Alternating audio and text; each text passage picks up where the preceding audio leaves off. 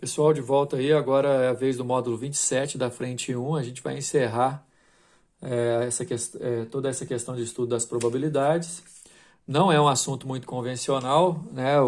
A lei binomial da probabilidade, ela costuma cair menos do que os exercícios, digamos assim, mais normais de probabilidade, mas essa lei é uma lei importante, por exemplo, que vocês usam em biologia, quando vai estudar lei de cruzamento, né?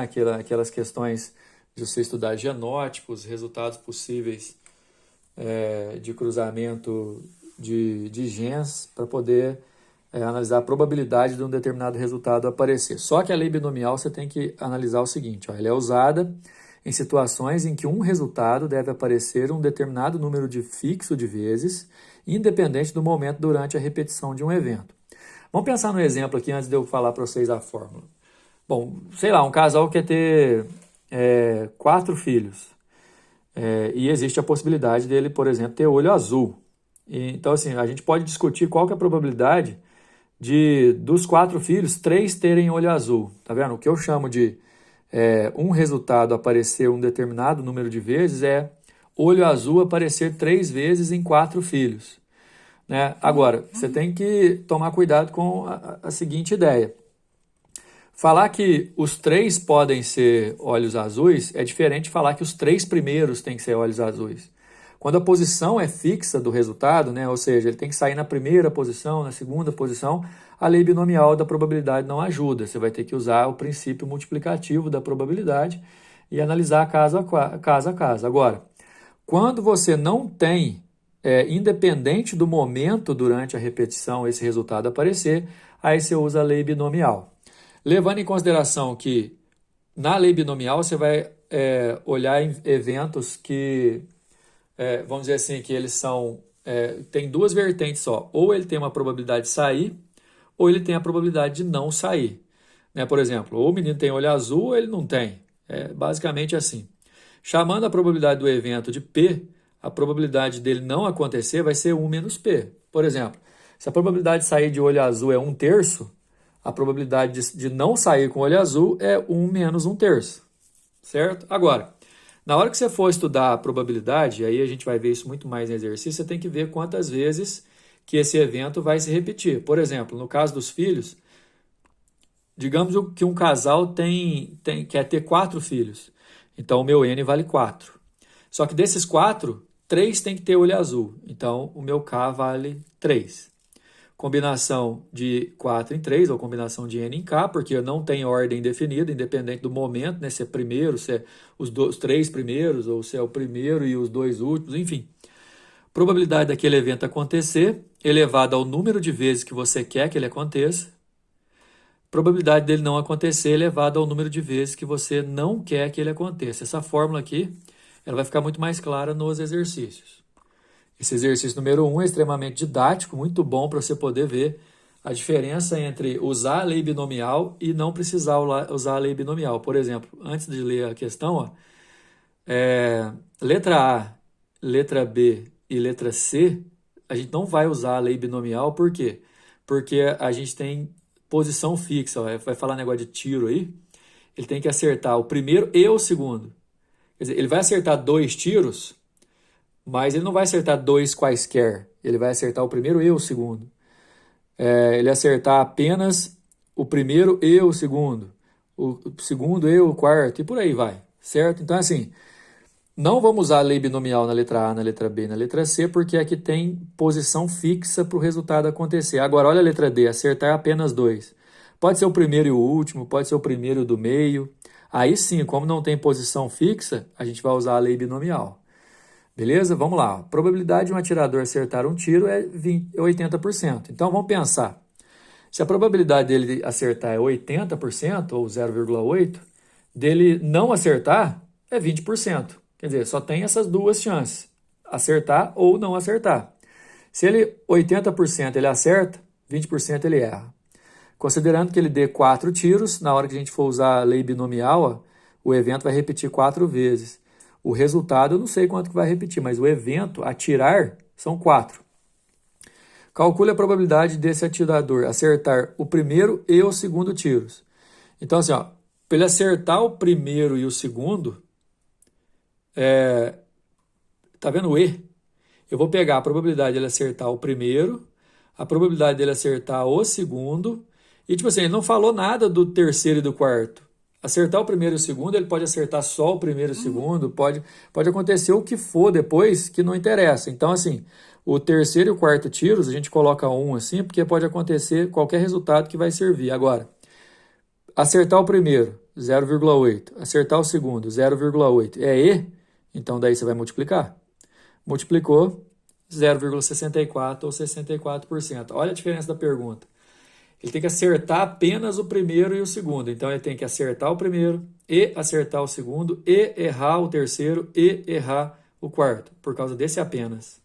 Como tudo é E, então você multiplica, vai dar a possibilidade que o exercício está pedindo. Letra C, acertar apenas o segundo e o quarto. Então, para acertar o segundo e o quarto, apenas ele tem que errar o primeiro, acertar o segundo, errar o terceiro e acertar o quarto. Tudo E. Você multiplica, achou o resultado. Agora presta atenção. Acertar apenas 2 tiros. Falou quais que podem ser? O primeiro, o segundo, o primeiro, o terceiro? Não falou. Então eu vou fazer a combinação de 4 em 2. São 4 tiros, eu tenho que acertar 2. A chance de acertar 0,8, eu tenho que acertar 2. A chance de errar 0,20 e eu tenho que errar 2.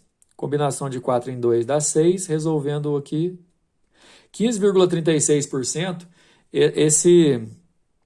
Esse resultado da letra B aqui, por exemplo, acertar apenas o primeiro e o segundo, ele está embutido aqui dentro, né? Porque como na letra C ele quer acertar apenas 2, não importa a ordem, serve se forem os 2 primeiros, né? Enfim. Letra E, acertar 3 tiros, ó. São 4 no total e eu quero acertar 3. Repara, acertar é 0,8 a chance. Quantos que eu quero acertar? 3, então eu levo a 3. Para acertar apenas 3, eu tenho que errar 1. Qual que é a chance de errar? 0,2. Quantos que eu quero errar? 1. E aí eu resolvo aqui dar o resultado, certo? Agora, letra F, acertar pelo menos um tiro. Para acertar pelo menos um, o que não pode acontecer, galera? Não pode errar todos.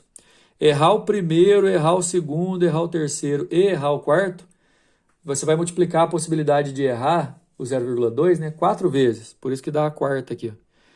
Então, assim, o total de chance, que é 100%, menos a chance de errar tudo, vai te dar a chance de acertar pelo menos um.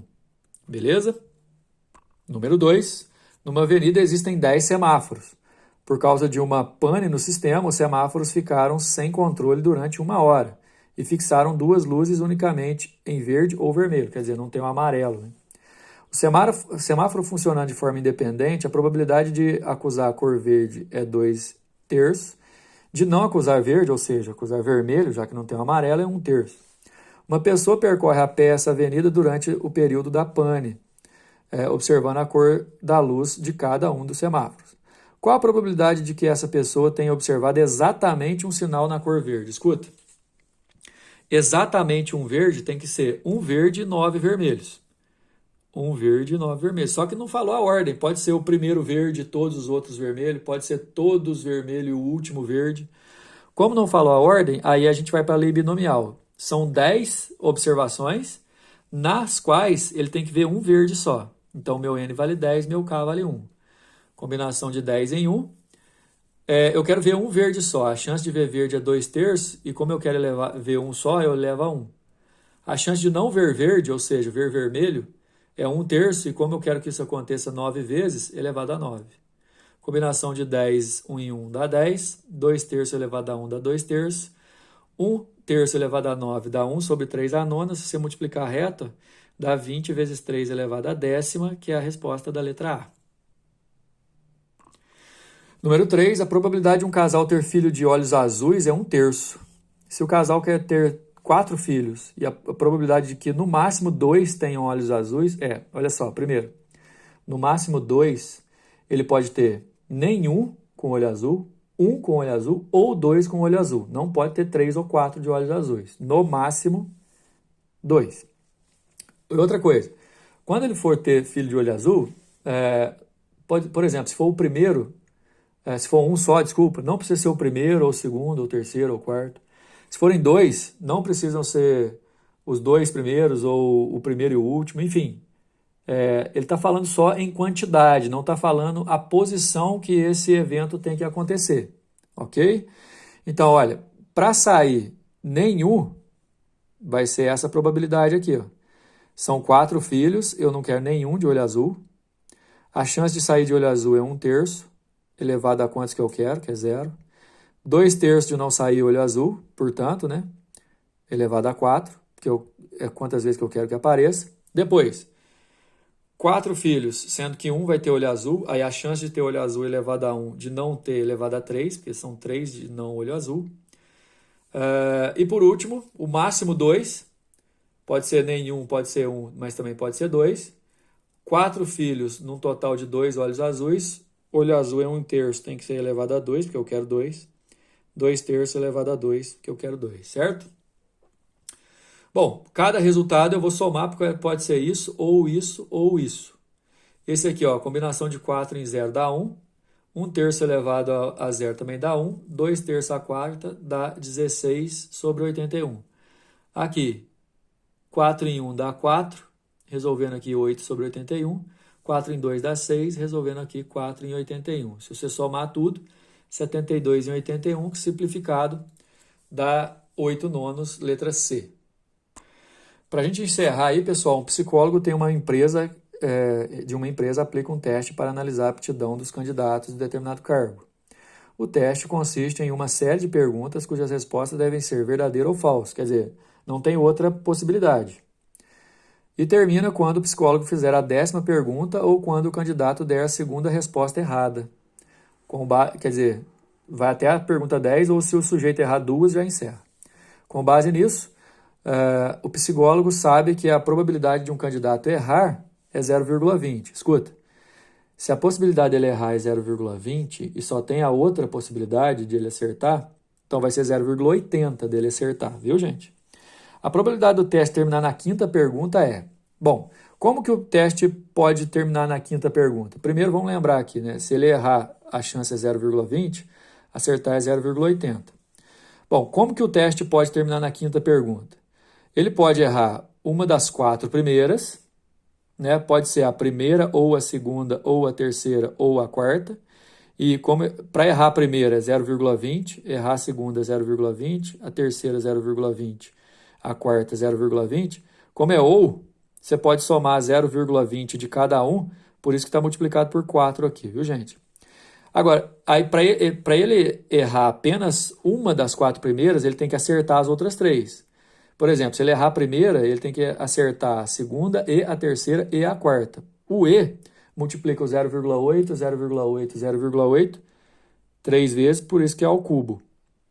E aí, ele tem que errar a 5ª, né? Errar a 5ª é 0,20. Então, pode acontecer isso, e isso, e isso. Por isso que eu vou multiplicar esse resultado por esse, por esse.